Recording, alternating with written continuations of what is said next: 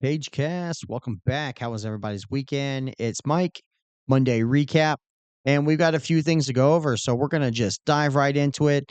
That way we can keep this nice and short for our Monday recap and then take a look at the 312. So hopefully everybody picked the fight a lot better than I did because I did not pick this one correctly. As you guys remember last week, the co-main, I said Shara versus MVP. MVP was dancing around too much of the head bobbing, weaving with the hands down. I was getting sick of it, and Shara was going to put it into that, and I was wrong. MVP knows how to pick his opponents. He knew he needed a win after his last loss, and man, he had the answers for Shara. Thought Shara was going to do a lot better with the striking. MVP shut that down and did exactly what we would expect from him. He does look like he's getting more comfortable in the UFC, so hopefully we start seeing some more dynamic out of him. Get him getting a little bit more into his groove a little bit faster. I think that'd be nice. I think this was 5 rounds. We would have seen a finish here. Now, still great fight. We got to see a lot more out of Venom Page than we saw during the Ian Gary fight. So that was good, entertaining. But again, I thought Shara was going to get it done on the preview last week. But like I said, when that hilarious open workout dropped, I changed my mind. MVP, yeah, I just keep my eyes open. He can keep me entertained. I'll become a fan. Now, when it comes to Nasruddin versus Adesanya, I thought this was going to be a tune-up fight for Izzy. Thought Izzy was going to come back from a loss, show us that he's been training real hard, and it started out like that.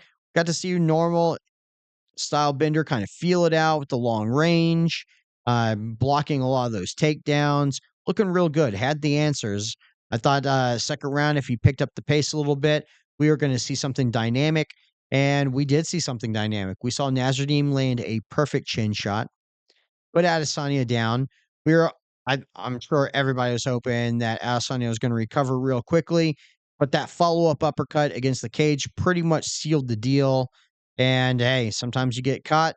Adesanya got caught. Now, what's next for Stylebender? He's got 3 in a row losses, that is.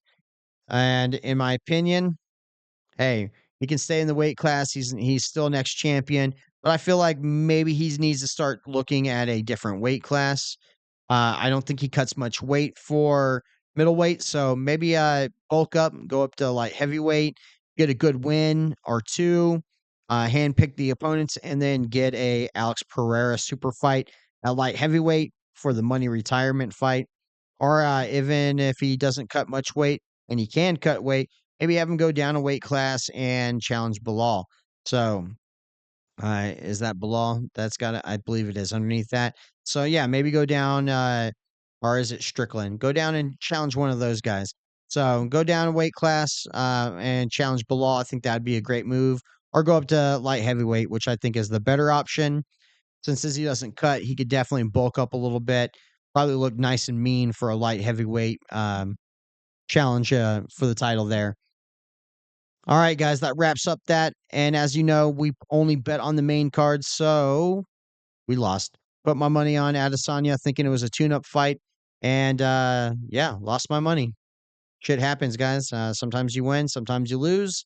I was on a good winning streak until that happened, and we lost. But we still got plenty of money in the bank, guys. Take a look at this. We've got money in the bank, $130. I'll add another 20, 25 when I get off here. So we'll have a minimum of 150 going into 312. We will bet all 150 in hopes of getting at least a few dollars back to put on the next fight nights. But I was looking at the betting odds, and I'll give you guys a quick rundown of my early predictions. Not how much I'm going to bet on each person yet, but who I think I'm leaning towards for the wins and why. And then Thursday, I'll get you guys with a video before the fights showing you guys where all the bets have been placed, all $150 being used on bets. And then here in a moment, we're going to go and look at some of the crazy bets that are out there that we'll end up betting on. Now, for the early, I believe they got Matthews as the underdog on this first fight. So or I mean, as the favorite. We're gonna go with Matthews as the favorite as well. Um, so I think on this one, we're just gonna go with the betting odds for that first fight, and maybe even for the second fight because Bellato's got a quite a bit of reach. I think he's got 4 inches on his opponent here. I think that's gonna play a big difference. I feel like Cruz's gotta get in, that distance, that void, and it's gonna be a lot harder when that reach is there, and there's some decent punches coming in. If this was a longer fight, that could be different as one guy tires, but 3 rounds, we're gonna also go, with the betting odds. We're gonna go with Bellato. Now for Tafa, I was thinking Taffa was one of the guys that we saw fight on short notice recently, maybe a few months back, and just had a lot of heart. I'm gonna have to look into that. If he's that guy, same guy that I'm thinking of, that just showed us a ton of heart, took a beating, and still walked through it, I'm gonna lean towards Taffa. If he's not who I think he is, then I believe that they have Callison as the favorite here, and I'm probably gonna go that route. But right now, I'm leaning towards Taffa if he's the guy I'm thinking of, and he would be the underdog. So I'd be going against the grain on that one.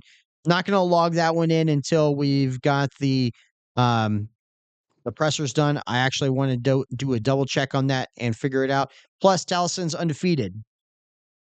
And if I was going to bet against an undefeated fighter, we've seen a lot of those guys just lose their O. So we're going to go through Taffa. 25 is the year where the undefeated fighters lose. So that being said, Wei Lee, she's my chick up here in this weight class. When it comes to straw weight, I don't think anybody's got it against Wei Lee since Nami Nunez went up a weight class. Now, Tatiana's going to bring it. She's undefeated. She's on a tear. Why wouldn't she bring it? Why wouldn't she have that champion mentality that nobody can beat me? However, it's 2025 and undefeated fighters are losing their O's, and Wei Lee is a beast. So I'm leaning towards Wei Lee. We'll see how the weight cuts look. Usually Wei Lee comes in dialed. If so, we'll see how Tatiana looks. What is the reach here on these ladies? 3 inches reach. That is going to be something Wei Lee struggles with those long reaches, especially like Rose. Um, but we'll see. I think she's ready for the challenge. She's not going to she's not going to let it slip out of her hands again. Wei Lee is where I'm leaning here. How you guys seeing that one? You guys seeing that one going towards Whaley? You think Tatiana is going to come in here undefeated? What do you think about my prediction about the undefeated fighters losing? That's the only reason I'd probably go against these two fighters is because they're undefeated, and we've seen even the Nurmagomedovs lose this year. So, yeah, when you see the Dagestanis take an L and lose the O, 2025 might be that time. So, sorry, they got undefeated streaks going on. Think they're going to lose those. And then when it comes to the main card with Strickland and Duplessis, these guys have bad blood. Duplessis, he's he's had the answers for everybody so far, except Sean Strickland, in my opinion. He did get the W on the last one, but I thought Sean did better. He had more volume, more output, more accuracy, took less damage. He didn't have the collective 2 minutes of ground time control, but only 2 minutes out of a 5-round fight. That means Sean was able to get up each time, just a few minutes of ground time and or a few seconds of ground time and getting up. So if Sean can keep the fight standing up like he did on the last one, he's going to get it. In my opinion, he'll have it. So we're leaning towards Strickland on this one. It was close, but with the volume, the striking, and I think he's actually baiting Duplessis on this one. I think he wants DDP to take him down. I think that's part of the game on this one. Hey, let's make a pact. We'll stand up and fight, which we know Sean definitely is the better of the two. And then Sean is actually a black belt. So if him for her seeing DDP to taking him down could be strategy. We'll see how that works. It's still a fighter's chance on either one of these. But right now, I'm leaning towards Sean Strickland since he, in my opinion, should have had that first fight. How do you guys think it went? How do you like that first fight? Do you think Sean Strickland had that as well? Do you think DDP's kind of just been getting lucky lately? Do you think that style's actually ugly? Let me know in the comments. Tell me what you think about the early prediction, guys. Again, we're going Matthews, Bellato, We're gonna go Taffa because he's fighting undefeated fire. Wei Lee, because why the hell would you vote against bet against Wei Lee? Plus undefeated, it's 2025, losing that O. And then we're gonna go Strickland, just for the fact for the first fight was so close. But Strickland, I believe, had the better of all the stats and less damage. If we're looking at the same, Strickland. Now, what I want to show you guys are these fight parlays.